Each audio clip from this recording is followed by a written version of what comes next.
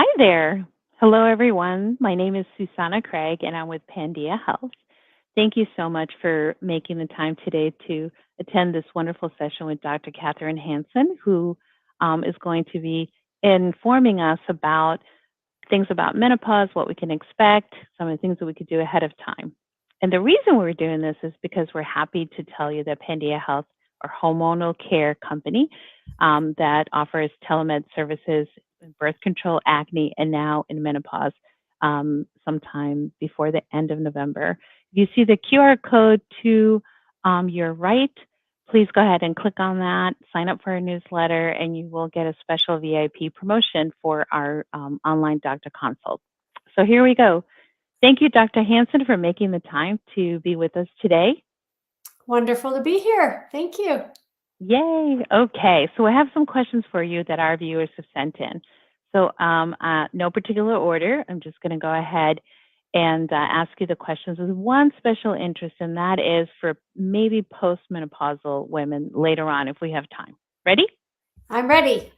All right. The first question is, what exactly is menopause and what causes menopause? I mean, is there a way to prevent menopause? So every woman, if she's lucky or fortunate enough to live long enough, will go through menopause. So absolutely no way to prevent menopause. There's definitely ways to prevent menopause changes or problems, and we'll talk about that. But menopause is essentially a decline in ovarian function over time. So essentially there's a drop in hormones, and that drop in hormones leads to menstrual changes.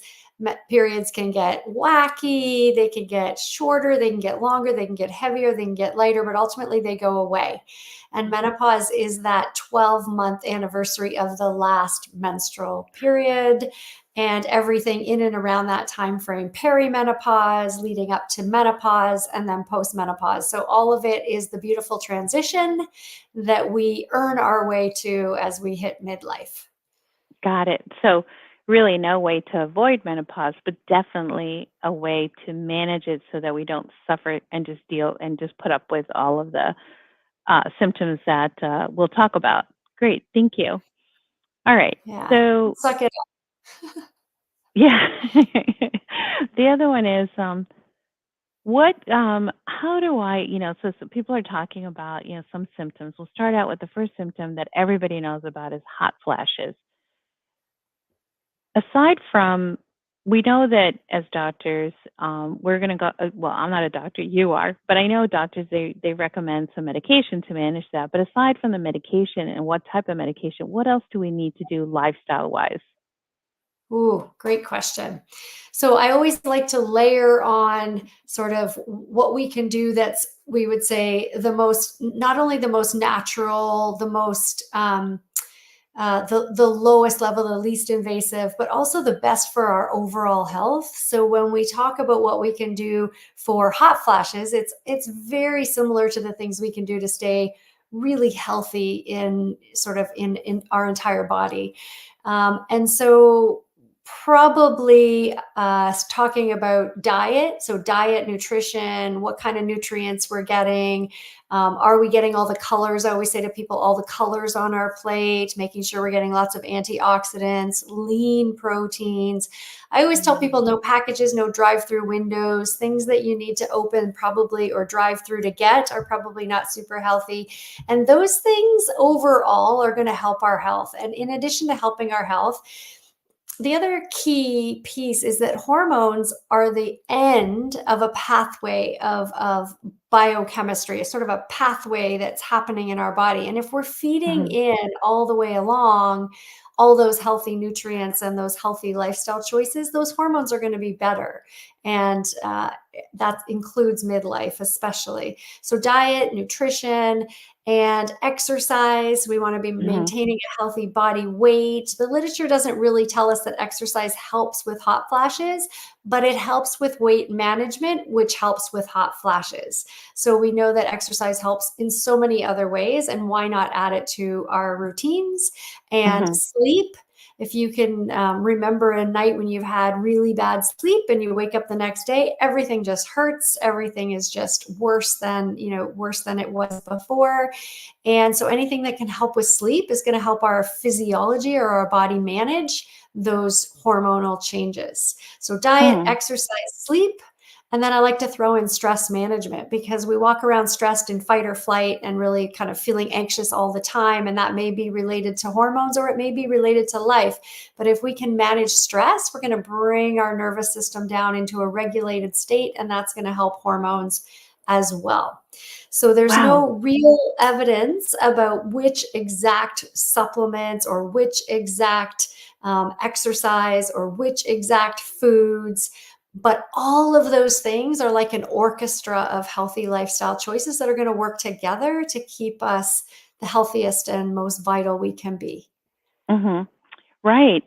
So it's kind of like this whole ecosystem, because if you don't take care of your what you're eating, you're not getting all those colors, and you're going through that drive-through, and which causes you perhaps to have poor sleeping habits, and if you're not exercising, all those things feed to each other, that the symptoms that you may experience will be exacerbated because of it. So Yeah. good And to I do know. want Good to to mention one other thing that I often get asked is about alcohol. So that glass of wine know. will Hmm. interrupt sleep. And a lot of women around midlife say, I used to be able to have a glass of wine. Now I have a glass of wine and I get red and flushed and my hot flashes and vasomotor symptoms get worse and sleep gets worse. So it's not that we can never have, that cocktail or that glass of wine, but we may notice that our body reacts differently. And it may be one of the contributors to hot flashes or other menopausal symptoms, including caffeine. So, coffee and wine, which we may be used to enjoy, are those triggers that sometimes make menopausal symptoms worse. Oh, that hurt. I love my coffee, but yes, I mean, what do you want? Do you want coffee, or do you want hot flashes, which are so uncomfortable, right? When you do get them. So Right. talking about that, um, we go ahead and we start eating better, or we continue to eat better, we exercise, but yet we do still have that belly flat, that belly fat. Like, how do we how do we get rid of that? Because that seems to be what a lot of our patients are asking about. It's like, that is a real issue. Absolutely. So we know with midlife and menopause and some of those hormone changes, a lot of things happen in a woman's body. So metabolism falls down, and when metabolism falls down, the same amount of diet and exercise just doesn't do it anymore. Hormonal changes lead to a central accumulation of Yeah. fat. So kind of right around the middle. And what's really interesting is that central fat or visceral fat, kind of in and around the organs, is also hormonally active. And when I say hormonally active, it contributes or increases inflammation. And we know that cortisol can sometimes contribute to the laying down of that fat in that central or visceral area. So it becomes a really challenging feedback loop where we're stressed, we're sort of battling that central accumulation or that pudginess that we start to notice around midlife, and then that's hormonally active, which creates more inflammation, which leads to more accumulation, Hmm. and it becomes a vicious circle, and that's what we call menopause, menopause belly or Hmm. central obesity. And sadly, that also has the greatest connection to heart disease or cardiovascular disease because it's hormonally active visceral fat. So what can we do about it? Well, Yeah, that's what I was going to say. What can we yeah, do about this? sorry, I got to take you down before I take you back up again. So the good news is we can do something about it. And we know if we can offset that decrease in metabolism with other things like the types of exercise that increase muscle mass. So resistance training, muscle training, weight training, body weight training, anything that's going to really stress our muscles is going to increase muscle mass, which will then have potentially greater metabolism, or offset the muscle losses that we also notice around midlife. The other thing is menopausal hormone therapy has been shown to reduce that central fat accumulation because it helps stabilize the hormones that are Mhm. contributing to that central fat or visceral fat accumulation. Menopausal hormone therapy, if it's safe to be administered, can really help with those issues. And then, of course, all of the things we just mentioned. If you're not sleeping, you're going to be more stressed. You're going to lay down more fat on your body. If you're stressed, your cortisol is up, which is also going to create more inflammation, lay Mm. down more fat on your body. And if you're not eating healthy, all those healthy vegetables and reducing the things that you know aren't good for you, that's going to contribute to that feedback loop that we just Mhm. talked about. So diet, exercise, sleep, stress management. Well, we can't say that enough because it really becomes a routine or a ritual or a habit set that is really important Mhm. um, to become a really vital part of a midlife woman's routine, and Mhm. considering menopausal hormone therapy, which can sometimes make all the difference when Right. women are starting to feel that fat accumulate around the belly. Great. Thank you so much. In fact, there is our moderator, Leanne, is going to go ahead and put in our chat here for all under the comments a link to an article where Dr. Hansen was interviewed that talks about this belly fat, this visceral fat, bad fat that we can probably, with obviously with good health and lifestyle changes and medication that we can finally address it and hopefully get rid of.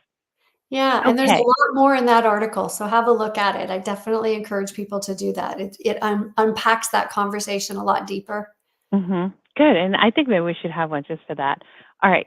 So now, what's happening with estrogen and progesterone during menopause? Yeah, so both estrogen and progesterone are starting to decline. So with the ovaries not really ovulating every month or not ovulating well every month, and eventually that ovulation going away, we don't get the increase in estrogen and then the increase in progesterone in that cyclic fashion, which we've had all of our lives with our menstrual cycle. So both of those hormones are essentially decreasing, and that is what initiates and contributes to the symptoms related to menopause. Oh, okay.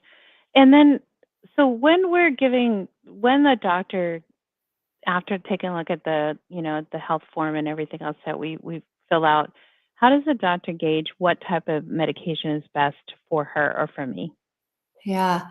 It it involves again, as you said, looking through a medical history, surgical history, what medications, what allergies. It involves looking at the overview of your medical history and having a keen eye for any red flags, but assuming that there aren't any red flags, you would we treat symptoms. So we give treatment based on symptoms. So what are the main symptoms? What are the number 1, 2, and 3 things that you Mhm. really want to feel better about? And in that case, we would focus the treatment on those symptoms. In a lot of situations, those symptoms are a compilation of menopausal symptoms and can be managed with a menopausal hormone therapy in the form of estrogen and or Mhm. progesterone. If there's a uterus, there has to be a progesterone component to offset the unopposed estrogen and just keep the uterus safe from precancer or cancer. But there are other treatments. It doesn't have to be menopausal hormone therapy. That is one of the options that often works for many of those symptoms Mhm. that often go together. Okay. Okay. Good to know. All right. So the other question that we hear a lot about is menopause and sex. How does it impact sexual health? Most say it's like you lose total, interest. That it could be painful. Can you give us some insight on that? Absolutely. First of all, to highlight that sex, there is no expiry date on sex, that women should be having and should be desiring and should be enjoying healthy, happy sex. It's a vital part of quality of life. It's a vital part of relationship intimacy. It's a really important part of a woman's overall health. So, that being said, if there are concerns or challenges or questions, those need to be addressed. And all in this conversation around menopause. Those are important topics to be addressed. So you highlight a few things. When I talk with patients, I go through what's called the sex cycle. So you highlight desire, and then the sex cycle involves arousal, lubrication, orgasm, all of the things that go along in that sex cycle. And every one of those stages in the sex cycle can be impacted by menopause in various ways. So if desire is the big issue, then I like to, it's a big, long conversation because it doesn't just involve physical, it also can involve mental and emotional and relationship factors and all of the stressors that midlife women are going through that make it there's just no time to have happy, Mm-hmm. healthy sex. We just have too many things on our to-do list and we can't make time for it. So unpacking the list of priorities, the relationship dynamic, unpacking all of those things is really important. We know that menopausal hormone therapy can contribute. It isn't a treatment necessarily for libido, but it certainly can help make every organ in the body, including the brain, which our Mm-hmm. biggest sex organ is actually our brain. So it can get everything back online once we get hormones back on track. So when we talk Oh. about desire or libido, definitely talk with your doctor about what can be done. And also don't assume that, it's just hormones. It may be Mm-hmm. many other factors that are leading to a lack of desire or time or space in life for sex.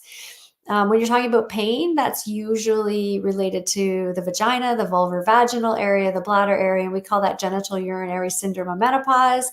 And there are several treatments that can target that area, but Mm-hmm. suffice it to say, don't grit your teeth and bear it because that's just going to make things a lot worse. Okay, yeah. And talking about don't just grit your teeth and bear it, you know, we see now that so many people are talking about menopause, and we know that there's I don't know how many women on a daily basis are getting into menopause. I forgot the number. 6,000 women a day. Yeah. 6,000, yeah. And so now, it seems like the Gen Xers are, more advocates about better health and like, we deserve better. We don't have to put up with this stuff anymore. But yet there's also the other side of the baby boomers have just dealt with it, right? Because, there was nobody really talked about it. Same thing like, birth control and periods. We just didn't really talk about it. But now we're talking about it. And for those women that have just dealt with it and have not done anything, what are some of the things postmenopausal that they could do to help themselves stay healthier? Yeah. And of course, layering on all the lifestyle changes that we talked about, diet, Sure, exercise, sure. sleep, and stress management, we want to be talking with women at all ages and stages of life about how to be preventative with any healthcare changes. So, with menopausal hormone therapy or with treatment for menopause, we really do focus on symptoms. And a lot of times, as women have gone through menopause and just put up with things, their symptoms may actually start to get better. And if that's Mm, the case, then we really just have to ask, what is it that you are noticing? What is it that you would like to be better? And helping women have that self awareness around what it is that exactly what it is that they need mhm. and how we can serve those needs. So, again, treatment is available for women at all ages and stages, depending on what it is that needs to be treated. Well, what about brain fog? Yeah.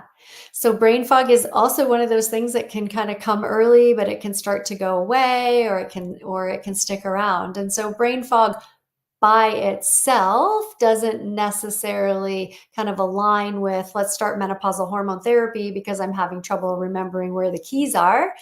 But Phew, it that's good. it is potentially related to hormone decline and hormone alteration. And so it's worth asking those questions. Is it just brain Mhm, fog? Are you having trouble with your memory? Or are there other potentially more ominous things mhm, related to brain function and cognitive function? Such as mild cognitive decline, which can mhm. be an indicator of things to come and certainly worth a conversation with your doctor. And as a physician, it's always important to differentiate what what could lead to something really serious versus Mhm. what do I think is menopausally related, hormonally related, and we can manage around this transition of life. Mhm. So yeah, I'm not sure I completely answered your question, but Sure. menopausal hormone therapy can help with brain fog, but we also want to have the whole picture. Yes. Okay. So basically, if you're over what? If you've so what's the guideline? Like if you've had menopause for 10 years, then, talk to your doctor if you're feeling some type of symptoms, but their hormonal therapy really isn't. Is it too late, or what is it? Yeah, great question. Great question. So, menopausal hormone therapy, the guidelines according to the Menopause Society are the timing hypothesis. And this has been well studied that women who are within 10 years of menopause or under the age of 60 are in a time frame in their life when the earlier the better, those hormones start to fall off, and as they start to fall off, a lot of the organ changes start to happen, and we want to hit early so that we can maintain as opposed to try to recoup after those changes, for example with heart, bone, brain, vagina. Mhm. But if a woman is 60, it's not too late, and we want to be symptom focused. So, a lot of times in my practice, I will see women coming in their late 50s, early 60s. They're outside Mhm. that timing hypothesis, but their questions are mostly vulvar-vaginal or bladder, Mhm. vulvar-vaginal or genital urinary syndrome of menopause, as we call it. And in that case, topical estrogen or vulvar-vaginal focused treatments are very, very safe for women to target those symptoms. Got it. Vulvar-vaginal focused symptoms would be, say, a vaginal estrogen, but there's also a pill you can take that focuses on the vagina. It's a SERM, a selective estrogen receptor modulator. So there are various treatments and a vaginal ring or Mhm. vaginal cream. Mhm. There's also a vaginal steroid. There are other options that we can definitely talk about to target those symptoms in women of any age. That's amazing because you always see those jokes about women getting to a certain age and they can't laugh because they'll have an accident, or they're crossing their legs, and so a lot of this is, I'm hypothesizing here, is that it's because they didn't get the treatment, and maybe with some treatment it won't be as severe as we see with some women suffering. Yeah, and so what you describe with Mhm. crossing your legs or Mhm. sneezing or Mhm. laughing Mhm. would be called stress incontinence. That's where the bladder neck is dropping down, Mhm. and it's theoretically not the type of bladder symptoms that we would treat with menopausal hormone therapy. Okay. It's more of a physical, there's different ways to hold that bladder neck up that Mhm. would lead to really good treatment of that stress incontinence, as we Mhm. call it. But menopausal hormone therapy or vaginal estrogen or some of the options that can be done targeting the vagina will definitely help with stress incontinence. More Mm. likely, overactive bladder or urgency, where there's sort of a sense of I have to go, and you go to the mall and you have to know where every single bathroom is when you go to the Mhm. mall because you know that once it hits, you got to get there. That's the type of incontinence or bladder symptoms that can definitely be treated with genital urinary syndrome of menopause treatments. Oh, okay. So there you go. I learned something new. Thank you. All right. Yeah. So we're seeing some questions here, and one says, "My mom doesn't believe in treating menopause. She thinks sticking it out is enough. Any advice for this?" Absolutely. So it's so, so important for us to realize now that we are living 30 to 40 to 50% of our lives postmenopausal. And it's not just let's just stick it out, let's just grin and bear it, let's just get through it. This isn't like a sunsetting time of our life. This is the thriving, productive, live, and wanting to be vital and healthy and happy part of our life. It is not something we want to just push through and not thrive in. So menopausal hormone therapy or treatment for all of the menopausal symptoms we've talked about this evening are vital. We want to be healthy. We want to feel great. Do not stick it out. Get the treatment that you need. And I will add a quick caveat to that, that sometimes treatment, if given early enough, will prevent changes that could otherwise not be prevented if you didn't start Mm. your menopausal hormone therapy or your menopausal treatment early enough. Now, thank you. So some of the things I've heard, though, there's some resistance, and I know we're running out of time here, for hormonal therapy, like the fake hormones. Like, what should people know? What should our viewers know? What should I know? Why is this perception that hormones are bad for you? Like you're doping up with hormones. Yeah. So a long time ago, there was a study, the Women's Health Initiative, which came out and it studied women who are older, who are sometimes at risk of other health conditions. And it revealed that there were some increased risks. Now, we know that there are age-related risks to certain conditions. The older you get, the greater your chances are of having a health condition like a heart attack, cardiovascular risk, a stroke, or even breast cancer. So the older you get, your risk increases, your lifetime risk increases over time. And so when those original menopausal hormone therapy studies came out, of course, women were older and they were getting older in the studies. And so some of those risks leveled out in a way that weren't actually accurate in terms of the safety of menopausal hormone therapy. So some of those studies led us in the wrong direction. Subsequent studies and reanalyses have been very reassuring that the risks for women, if taken appropriately, are very low. And in fact, the benefits in most cases will outweigh the risks. Okay. Okay. Okay. So there's one other question from Jackie. Can natural supplements treat menopause symptoms? Yeah, so that's a really wide range of natural supplements. So there's many, many, many. If there are some that are suggesting that they provide sort of estrogen related help, then they may very well have hormones in them. And so we need to be sort of careful. What we know about natural supplements is that quality control is generally not there. And what's interesting is some of the studies have shown us that when you take a natural supplement, and especially I need to say some that are focused on women who are very vulnerable in this age range where they're looking for something that's easy and safe and natural and what's the least I can do to feel better. There's a lot of commercialism in this space. And we know that when you pull supplements off the shelf and you actually check them for quality control, very, very often what it says on the bottle is not in the bottle. And there's no quality control for that. So they will sometimes show the studies are very clear. They do DNA monitoring of what is in the bottle and it's not what's on the label. So essentially, it's not over. There's no FDA oversight. There's not a lot of quality control. And we need to be super, super careful when promises on a bottle or promises for natural treatments are maybe too good to be true. They probably are too good to be true. I will say though that there are certain supplements, and we can list some of them that we know will help. Overall health. We know omega-3s are good for us. We should all be taking vitamin D. We should all have a reasonable amount of calcium in our diet and potentially supplements for that as well to protect our bones.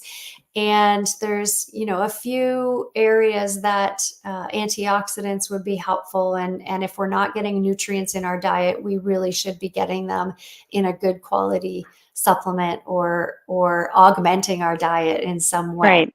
Yeah. Well, this is amazing because one of the things that was so clear to me now, and I've talked to you quite frequently, Dr. Hansen, is that it's not just hormonal hormonal replacement therapy, but it's not just the medication that a doctor will write for your prescription or a treatment plan, but it's, as you said, it's lifestyle changes, it's healthy eating, exercising, and then good, well-known supplements like omega-3 and vitamin D, that they will all get us to where we need to be our best selves. Because like you said, this is a midlife journey. We still have a very long way to go. We might as well enjoy it while we're here, right? So thank you so much for that. Um, as we mentioned earlier, Pandia Health is announcing menopause services starting before the end of November, so we're very excited, led by Dr. Hansen. And one of the benefits that you'll see is that Dr. Hansen and our medical team will go ahead and provide tips and techniques, not just a treatment plan, because as we've said before, it's a whole process for most success and best success. So anything else that you'd like to add to that, Dr. Hansen? Oh, you summed it up so well, Susanna. I mean, that's it. We are whole beings, and our holistic health is what makes the difference for Mhm. our quality of life. And our menopausal care is one aspect of that. Pandia Health has available just incredible top-notch healthcare providers, all MDs, and all willing and ready to help us live our very, very best lives. So I'm very excited that Pandia Health is in this space, and really happy that we had this conversation. Let's do it again. Yes, let's do it again. Okay, everyone, don't forget to scan your code there to sign up for services to get a special discount when Menopause is launched. And also check out our blogs there as well. And if you see on our chat, you'll see a link to the article that we were referencing where Dr. Hansen gave an interview regarding that horrible visceral fat that we all need to address. And thank you again, Dr. Hansen. Have a wonderful night.